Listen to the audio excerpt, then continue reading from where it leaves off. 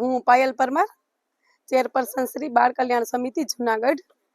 આજરોજ આપણે સાંપ્રત સંસ્થા અતિ ગંભીર વિકલાંગો માટેની જે સંસ્થા છે સાંપ્રત એજ્યુકેશન એન્ડ ચેરિટેબલ ટ્રસ્ટ એના પ્રમુખ શ્રી મહેન્દ્રભાઈ પરમાર દ્વારા અમને કમિટીને આમંત્રણ આપવામાં આવેલ, જેથી આજે જે વિશ્વ યોગ દિવસની ઉજવણી આખા વિશ્વમાં થઈ રહેલ છે, શ્રી આપણા માનનીય વડાપ્રધાન શ્રી નરેન્દ્ર મોદી સાહેબના વરદ હસ્તે પહેલેથી જ આ કાર્યક્રમ બધે ચાલુ છે, તો અત્યારે આખું વિશ્વ યોગ દિવસની ઉજવણી કરી રહ્યું છે।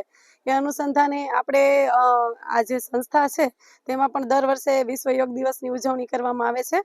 તો આજે જે મનોદિવ્યાંગ આપણા જે વિકલાંગ બાળકો અને અહીંયા જે પેલા વિકલાંગ લાભાર્થીઓ છે જેને કેલિપર્સ છે સાધન સહાય હોય વિકલાંગોને લગતી, એ સહાય માટે પણ અહીંયા 4 દિવસથી કેમ્પ ચાલુ છે અને 200 થી ઉપર દિવ્યાંગ લોકોને સાધન સહાય વિતરણ પણ કરવામાં આવી રહ્યું છે।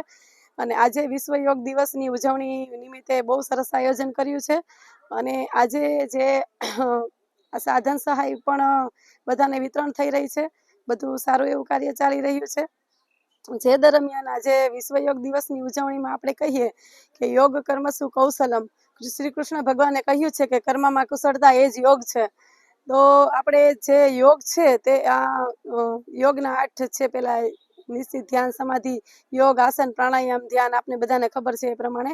તો જે યોગથી મનની અને શરીરની બંને શુદ્ધિ મળે છે અને ચિત્ત પણ એકાગ્ર થાય છે। એથી યોગ છે તે દરરોજ કરવો જોઈએ એવું મારું માનવું છે અને બાળકોને પણ આપણે દરરોજ યોગ કરાવવા જોઈએ। દરેક જે સ્કૂલ સંસ્થા હોય એમાં પીટી શિક્ષકોની ભરતી હોય જ છે, તો એના દ્વારા દરરોજ યોગ થાય એવું મારું કહેવું છે અને આ ખૂબ જ સરસ આયોજન કર્યું છે। એ તકે સાંપ્રત સંસ્થાનો તમામ કર્મચારીઓનો, મહેન્દ્રભાઈ પરમારનો દિલથી આભાર માનું છું અને જે પેલા ભગવાન મહાવીર સ્વામી વિકલાંગ સહાયતા સમિતિ છે તેમના જે છે દર વખતે અનુદાન આપે છે એમનો પણ હૃદયથી આભાર માનું છું।